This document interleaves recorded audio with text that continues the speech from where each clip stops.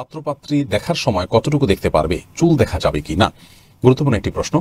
পাত্রপাত্রী একে অন্যকে দেখার সময়, বিশেষ করে পাত্রী দেখা হয়ে থাকে বেশিরভাগ ক্ষেত্রেই, তো পাত্রী দেখার ক্ষেত্রে তার শরীরের বাহ্যিক যে অংশগুলো আছে সেগুলো দেখতে পারবেন, অর্থাৎ তার চেহারা দেখতে পারবেন, মুখাবয়ব দেখতে পারবেন, তার দুই হাতের কবজি বা এই বাইরের অংশ দেখতে পারবেন, পায়ের পাতাও আপনি দেখতে পারবেন ইমাম আবু হানিফা রাহিমাহুল্লাহর মতে। আর এর বাইরে তার অন্য শরীরের কোনো অংশ আপনি দেখতে পারবেন না। চুল বা অন্যান্য অঙ্গ প্রত্যঙ্গ দেখার জন্য অনেকে প্রিয়াপ্রি করে থাকেন, এটি অনুচিত এবং এই বিষয়ে সমস্ত ওলামায়ে কেরাম প্রায় একমত। বিধায় পাত্রী দেখার ক্ষেত্রে শুধুমাত্র এই বাহ্যিক অঙ্গগুলোই দেখবেন এবং তার দৈর্ঘ্য ইত্যাদি আপনি দেখতে পারেন। যদি আপনাকে আরও ভালোভাবে দেখতে হয়, পরখ করতে হয়, তাহলে সেক্ষেত্রে আপনার পরিবারের কোনো নারী সদস্যের মাধ্যমে তাকে আপনি দেখতে পারেন, তাদের মাধ্যমে আপনি তার ব্যাপারে অনুসন্ধান চালাতে পারেন। কিন্তু আপনি পাত্র হিসাবে তাকে শরীরের চুল টুল ইত্যাদি এগুলো উন্মুক্ত করে দেখা এটা উচিত না। অনেকে পাত্রী দেখতে গিয়ে তাকে হাঁটায়, উঠায়, বসায় এবং অকারণে আপনার পাত্রী দেখার নাম করে ওই পাত্রীকে একরকম অপমান করে ছাড়ে, সেটিও অনুচিত একটি কাজ। ভুল বিশ্বাস এবং কুসংস্কার আমাদের সমাজে প্রচলিত আছে। তার মধ্যে থেকে একটি কুসংস্কার হলো মুহররম মাসে কোনো বিবাহ শাদী করা যাবে না। অথচ মুহররম মাসে কোনো বিবাহ শাদী করা যাবে না এরকম কোনো কথা কোরআন অথবা হাদিসের কোথাও আমরা পাইনি। মূলত মুহররম মাসটি সম্মানিত মাসসমূহের মধ্যে থেকে একটি মাস। আল্লাহ রাব্বুল আলামিন কোরআনে কারিমে বছরের 12 মাসের মধ্যে থেকে যে 4টি মাসকে বিশেষ মর্যাদাপূর্ণ মাস ঘোষণা করেছেন, তার মধ্যে থেকে একটি মাস হলো মুহররম মাস। সম্মানিত মাস হিসেবে এ মাসে অন্য যে কোনো ভালো কাজ, সাধারণ ভালো কাজগুলো বেশি থেকে বেশি করে আমাদের করা উচিত, যেহেতু আল্লাহ রাব্বুল আলামিন এই মাসকে সম্মান দিয়েছেন। বিবাহ শাদী করা এটাও একটি ভালো কাজ, যার কারণে এটি এ মাসে করা যেতেই পারে। যেহেতু একটি সম্মানিত মাসে একটি ভালো কাজ হতেই পারে।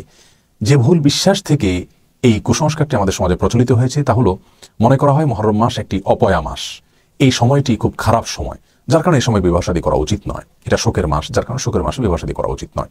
সেই ধারণাটাও আসলে সঠিক নয়। তার কারণ হলো মুহররম মাসে একটি মর্মান্তিক ঘটনা ঘটেছে।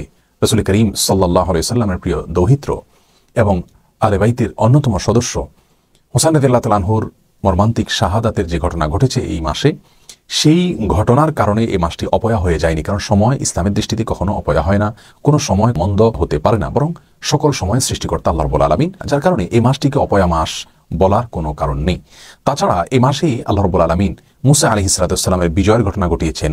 রাসূল করিম সাল্লাল্লাহু আলাইহি সাল্লাম সেই ঘটনাকে উল্লেখ করে তার উপরে ভিত্তি করে আমাদেরকে সিয়াম সাধনা করতে বলেছেন। মুসা আলাইহিস সালামের বিজয়, তার মুক্তি, বনী ইসরাঈলের মুক্তির বিষয়টাকে নবী আলাইহিস সালাম ভালোভাবে ইতিবাচকভাবে দেখে তার জন্য শুকরিয়া আদায় করেছেন এ মাসে, যার কারণে এটিকে অপয়া মাস হিসেবে আখ্যায়িত করা সম্পূর্ণ ভুল একটি বিশ্বাস। আমাদেরকে ভুল বিশ্বাস থেকে সরে আসতে হবে। অন্য সময় যেরকম বিবাহ শাদী করাতে কোনো অসুবিধা নেই, মুহররম মাসে অথবা বছরের অন্য এমন কোনো মাস বা সময় নেই যে সময়টাতে বিবাহ শাদী করার ব্যাপারে ইসলাম শরীয়তের কোনো প্রকার বিধিনিষেধ আরোপ করা আছে। আল্লাহ তাআলা আমাদেরকে সমস্ত কুসংস্কার থেকে বেঁচে থাকার তৌফিক দান করুন, ভুল বিশ্বাসগুলোকে সংশোধন করার তৌফিক দান করুন। আসসালামু আলাইকুম ওয়া রাহমাতুল্লাহি। সামিউল ইসলাম জানতে চেয়েছেন, বিয়ের পূর্বে একজন মুসলিম যুবকের জন্য একজন মেয়ের সাথে ঘুরতে বের হওয়া কি জায়েজ আছে?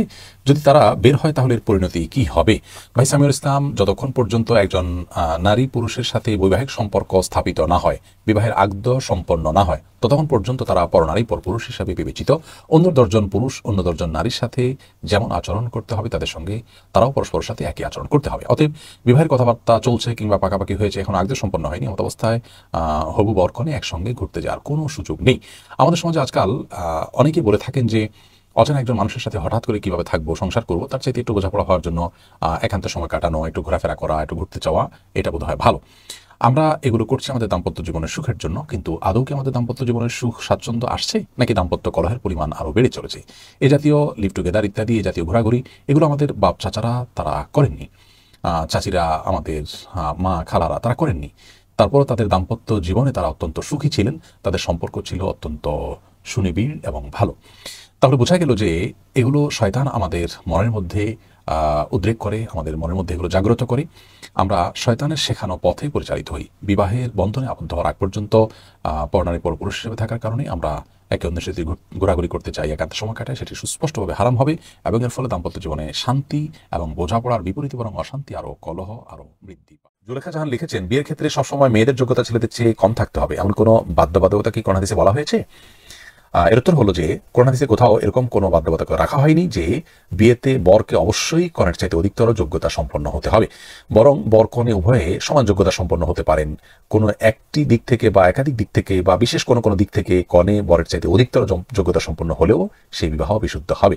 কোরআন হাদিস কোথাও এটাকে আবশ্যক করেনি যে অবশ্যই বরকে অধিকতর যোগ্যতা সম্পন্ন হতে হবে। তবে কোনো অভিভাবক যদি মনে করেন যে হয়তো মেয়ের পড়াশোনা ছেলের চাইতে অনেক বেশি, তাহলে সেক্ষেত্রে এই মেয়ে ছেলেকে মান্যতার ব্যাপারটিতে অবহেলা করতে পারে, নাও মানতে পারে, তাদের মধ্যে দাম্পত্য সম্পর্কটা ভালো নাও হতে পারে, বলিবনা নাও হতে পারে। এরকম আশঙ্কা যদি থাকে তাহলে অবশ্যই অভিভাবকরা সেই বিষয়গুলোকে বিবেচনা করে তারপরে সেই জায়গায় সম্বন্ধ করার বিষয়ে তারা ডিসিশন নেবেন এবং সিদ্ধান্ত নেবেন। কিন্তু শরীয়ত এক্ষেত্রে কোনো বাধ্যবাধকতা রাখেনি যে কনে বরের চাইতে অবশ্যই যোগ্যতার বিচারে কম হতে হবে, বরং কনের বয়স বেশি হলে যেমন বিবাহ হতে পারে, একটু বুদ্ধি বরের তুলনায় করের মধ্যে বেশি থাকতে পারে, ছেলের তুলনায় মেয়ের মধ্যে পড়াশোনা বা অন্য কোনো দিক থেকে আপনার বেশি থাকতে পারে, তিনি অগ্রসর থাকতে পারেন, তারপরও বিবাহ বিশুদ্ধ হবে। কিন্তু সচরাচর এবং স্বাভাবিক যেটি হয়ে থাকে, ছেলে একটু অগ্রসর থাকে এবং তাতে একে অন্যকে মানা এবং দাম্পত্য সম্পর্কগুলো ভালো করা, এগুলোর জন্য